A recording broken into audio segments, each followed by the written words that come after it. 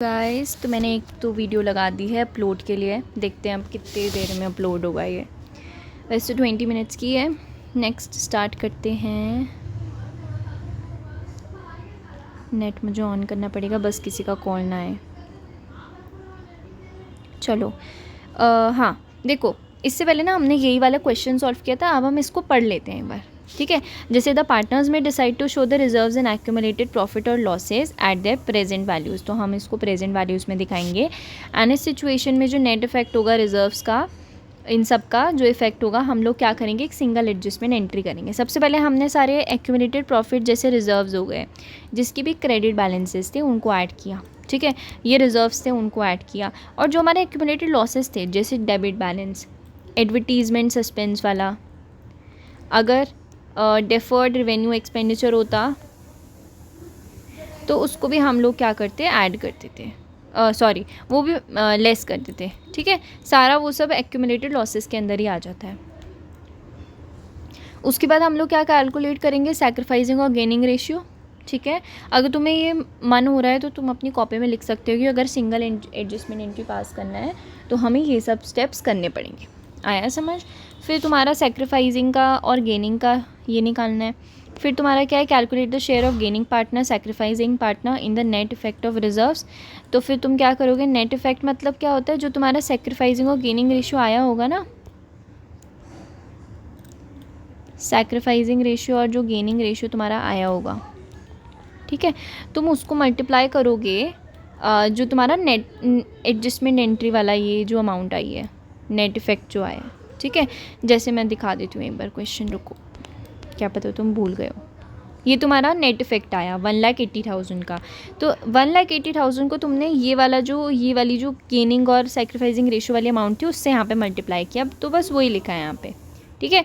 तुमने इसको मल्टीप्लाई किया सैक्रिफाइसिंग रेशियो और गेनिंग रेशियो से, और फिर तुम डेबिट किसको करोगे, जो गेन कर रहा होगा, एंड क्रेडिट किसको करोगे, जो सैक्रिफाइस कर रहा होगा। आया समझ। फिर है you have to pass the following single adjustment entry. सबसे पहले in case of net accumulated profit, तो नेट एक्यूमुलेटेड प्रॉफिट है, इसका मतलब वो तुम्हारा पॉजिटिव है, तो तुम गेनिंग पार्टनर को डेबिट करोगे ऑलवेज, एंड सैक्रिफाइसिंग पार्टनर को क्रेडिट करोगे। बट इन केस देखो, अगर तुम्हारा जैसे इस केस में तुम्हारा क्या हो रहा था, ये वाले क्वेश्चन में तुम्हारा क्रेडिट बैलेंस आ रहा था यहाँ पे, क्रेडिट। अब फॉर एग्जांपल मान लो कि यहाँ पे तो कुछ लिखा नहीं है, ठीक है, ये तुम्हारा है डेबिट बैलेंस, मतलब ये तुम्हारा लॉस है।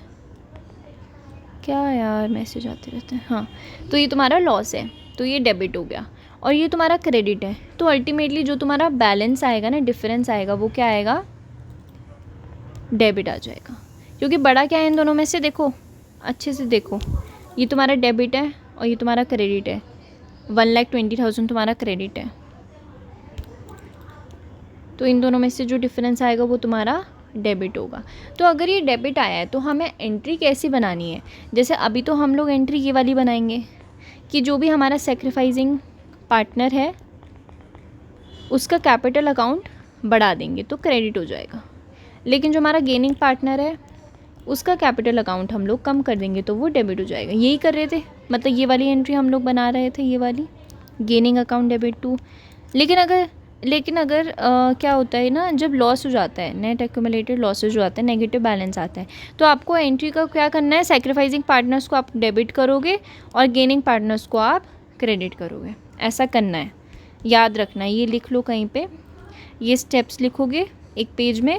सबसे पहले क्या लिखोगे, ये वाला लिखोगे कि हमें प्रॉफिट्स और रिजर्व्स को ऐड करना है और माइनस करना है लॉसेस को, जो डेबिट बैलेंसेज हैं उन्हें। फिर कैलकुलेट करो सैक्रिफाइसिंग या गेनिंग रेशियो, मतलब दोनों के कैलकुलेट करना है। फिर उसका टोटल चेक करके देखो कि सैक्रिफाइसिंग का टोटल गेनिंग के बराबर आ रहा है या नहीं आ रहा है, ठीक है। फिर तुम्हारा फॉर द सैक्रिफाइसिंग पार्टनर ये है, नेट इफेक्ट ये है, शेयर सैक्रिफाइस ये है, for gaining partner net effect और शेयर गेन, ठीक है। ये सब तो तुम निकाल ही लोगे अपने हिसाब, अपनी भाषा में भी आप लिख सकते हो, ठीक है। फिर ये है सिंगल एडजस्टमेंट एंट्री, ये तुम करोगे इन केस ऑफ प्रॉफिट तुम गेनिंग को डेबिट करोगे, otherwise in case of loss, अगर लॉस ज़्यादा होगा, नेगेटिव बैलेंस होगा, तो एंट्री उल्टी कर देना, सैक्रिफाइसिंग को डेबिट करना है, गेनिंग को क्रेडिट करना है, ध्यान रखना। उसके बाद है हमारा next question, question number 56। R और ए पार्टनर्स हैं जो शेयर कर रहे हैं profit and losses in the ratio 3:1। On 31 March 2019 उनका जो बैलेंस शीट थी वो एज ऑफ फॉलोज थी। सबसे पहले प्रोविजन फॉर बैड डेट्स ये है, आउटस्टैंडिंग इसमें ये सब चीज़ें दी हैं। फिर इसमें डेटा दिया है कि सुमन कितनी कैपिटल लेके आएगी। मुझे लगा सुमन लड़का है। Suman will bring 2 lakh as her capital और necessary amount for share of goodwill premium. अब उन्होंने क्या किया, उन्होंने बता दिया नेसेसरी अमाउंट, इसका मतलब तुम्हें गुडविल निकालनी पड़ेगी। अब जो गुडविल फर्म की है वो कितनी है, वो 1 लाख रुपीज़ है। ठीक है, चलो ये तो तुम्हें पता चल गया कि तुम्हारी जो गुडविल है वो 1 लाख रुपीज़ है। तो हम सबसे पहले वर्किंग नोट पे आते हैं। देखो 1 लाख गुडविल है, पूरी फर्म की दे रखी है फॉर 1, इसका मतलब पूरी एक फर्म के लिए है। ठीक है, अच्छे से पढ़ना क्वेश्चन में क्या लिखा है, मैं खुद से नहीं बना रही हूँ, यहाँ लिखा है पेज नंबर 4.56 में, the goodwill of the firm on Suman's admission was valued at 1 lakh rupees. अब फर्म की दी है तो सुमन की निकालनी पड़ेगी कि वो कितनी गुडविल लेके आई होगी अपने पार्टनर्स के लिए जो तुम्हारा सेक्रीफाइस कर रहे हैं। तो 1 के लिए वो इतनी लेके आई है, सॉरी 1 के लिए अगर कोई जना आता तो 1 लाख लेके आता, लेकिन वो तो सिर्फ 1/5 के लिए आई है, तो हम इसका 1/5 कैलकुलेट कर देंगे। और जो 1/5 आया 20,000 रुपीज़, उसको हम क्या करेंगे यहाँ पे बैंक अकाउंट डेबिट हम मान लेंगे कि सुमन लेके आई है। ठीक है, बिकॉज उसने लिख रखा है कि she has brought necessary amount for her share of goodwill. ठीक है, तो मतलब वो कैपिटल का भी लेके आई है 2 लाख रुपए और 20,000 रुपये वो किसका लेके आई है, गुडविल का लेके आई है। तो टोटल में वो कितना लेके आई है, 2.2 लाख। ठीक है, तो यहाँ पे हम लिख देंगे बैंक कितना है बढ़ेगा, 2,20,000 से बैंक बढ़ेगा और सुमन का कैपिटल अकाउंट क्या हो जाएगा, 2 लाख से बढ़ जाएगा। और प्रीमियम फॉर गुडविल तो ये हमारा डेबिट होता है, क्रेडिट होता ही है। ठीक है, मैं दोबारा से एक बार बोल देती हूँ कि बैंक अकाउंट बढ़ेगा 2,20,000 से, बिकॉज वो कैपिटल भी लेके आई है और गुडविल भी लेके आई है। कैपिटल बढ़ाने के लिए आप 2 लाख यहाँ पे लिख दोगे, कैपिटल बढ़ रहा है तो क्रेडिट, बाकी प्रीमियम फॉर गुडविल वो लेके आई है 20,000, उसको भी आप क्रेडिट कर दोगे। फिर प्रीमियम फॉर गुडविल को हमें बांटना होता है ना पार्टनर्स में, बिल्कुल वैसे ही हम क्या करेंगे, पार्टनर्स में बांट देंगे। तो प्रीमियम फॉर गुडविल आप यहाँ पे बांटोगे 20,000, फिर इनको हम जो हमारे पार्टनर्स हैं उनको बांट देंगे इन देयर सैक्रिफाइसिंग रेशियो। ठीक है, देखो अब ये मत कंफ्यूज होना प्लीज़ कि दीदी ओल्ड रेशियो होगा या सैक्रिफाइसिंग होगा। जो प्रीमियम फॉर गुडविल कोई जना लेके आएगा वो क्या बोलेगा, यार भाई तुमने मुझे अपनी पार्टनरशिप में ऐड किया, मैंने तुम्हारा हिस्सा मार लिया और अब वो हिस्सा मेरे पास है, तो इस हिस्से के बदले मैं तुम्हें कुछ पैसे देना चाहता हूँ, जिसको हम लोग प्रीमियम फॉर गुडविल कहते हैं। तो इसलिए ये सैक्रिफाइसिंग रेशियो में डिवाइड होगा। ठीक है, प्लीज़ कंफ्यूज मत होना कि ओल्ड रेशियो में क्यों नहीं हुआ। इतनी सारी चीज़ें हम लोग ओल्ड रेशियो में कर रहे थे।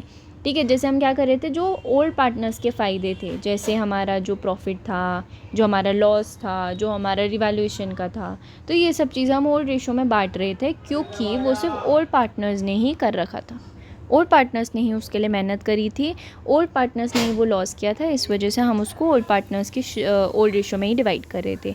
बट अभी क्या है, सैक्रिफाइसिंग रेशियो में हम डिवाइड कर रहे हैं गुडविल को। गुडविल हमेशा सैक्रिफाइसिंग रेशियो में डिवाइड होती है, जो ओल्ड वाली जो तुम्हारी प्रीमियम फॉर गुडविल होती है। ठीक है, अब देखो आउटस्टैंडिंग एक्सपेंसेस हैं 18,000। अच्छा, ये मुझे एंट्रीज मैंने देखी नहीं। ठीक है, अब देखो outstanding expenses will be paid of. ठीक है, जो आउटस्टैंडिंग एक्सपेंसेस हैं हम उसको पे कर देंगे। आउटस्टैंडिंग एक्सपेंसेस यहाँ आके तुम्हें देखना पड़ेगा 18,000। एक और चीज़ क्वेश्चन पढ़ते पढ़ते मार्क करना पड़ेगा, तो कैपिटल अकाउंट मार्क कर दो, बिकॉज इसमें चेंजेस आए हैं। ठीक है, मतलब काटना नहीं है। हाँ, मेरे तो पेन बहुत अच्छा चल रहा है इसलिए कट जा रहा है वो। ठीक है, तो तुम्हें यहाँ लिखना है सुमन का भी, तो सुमन एडमिट हुई है, इसके लिए तुमको कैपिटल अकाउंट तो अलग से बनाना ही पड़ेगा। ठीक है, तो कैपिटल अकाउंट तो तुम्हारा हो ही गया। उसके बाद तुम्हारा आउटस्टैंडिंग एक्सपेंसेस को पेड ऑफ कर दिया, इसका मतलब तुम्हारा बैलेंस शीट में अब वो आउटस्टैंडिंग एक्सपेंस दिखेगा ही नहीं। 18,000 क्या हो जाएगा, कम हो जाएगा। एक काम करोगे, ठीक है, देखो तुम ना जैसे ही तुम्हें पता लगेगा कि तुम्हें क्या क्या बनाना है, अच्छा इसमें तो सिर्फ जनरल एंट्रीज़ हैं, तो फिर इसको ऐसे ही कर लो। अब अगली बार से जब हम बड़ा वाला क्वेश्चन करेंगे ना, जिसमें हमें क्या क्या करना है, हमें रिवैल्यूएशन बनाना होगा, हमें कैपिटल अकाउंट बनाना होगा, हमें कैश अकाउंट बनाना होगा, और हमें बैलेंस शीट बनानी होगी। तो हम उस केस में हम लोग क्या करेंगे ना, हम लोग पहले सबके फॉर्मेट बना लेंगे। रिवैल्यूएशन का बनाया, फिर कैपिटल का बनाया है, ठीक है, फिर हम लोग बना देंगे कैश का, ठीक है, और फिर हम लोग बना देंगे बैलेंस शीट का। और ये सब जो हम फॉर्मेट बनाएंगे हाथों हाथ सारी चीज़ें डालते रहेंगे उसमें। अच्छा, आउटस्टैंडिंग एक्सपेंस कम हो गया है, उसको कम करके दिखा दो। अच्छा, इन्वेस्टमेंट की वैल्यू बढ़ गई है तो उसको बढ़ा के दिखा दो। तो हम हाथों हाथ रिवैल्यूएशन में भी उसका इफेक्ट डाल देंगे, बैलेंस शीट में भी उसको एडिट करके ही डाल देंगे, ताकि हम कोई भी चीज़ भूलें ना। ठीक है, मैं समझाऊँगी अच्छे से। अभी तो तुम्हें शायद एंट्रीज ही बनानी है, तो इतना कुछ वैसी बात नहीं है। अब देखो, एक्सपेंसेस कम करने हैं, इसका मतलब एक्सपेंसेस तुम्हारी लाइबिलिटी थी, ठीक है। अब लाइबिलिटी पेड ऑफ हो गई है, मतलब पहले 18,000 की लाइबिलिटी थी, अब हमने उसको पे कर दिया है, तो हमारी लाइबिलिटी कम हो गई है। लाइबिलिटी जब कम होती है तो क्या हो जाती है, डेबिट। तो अब लाइबिलिटी डेबिट होगी, इसका मतलब जो तुम्हारे आउटस्टैंडिंग एक्सपेंसेस थे उसको तुमने यहाँ पे डेबिट कर दिया है 18,000 से।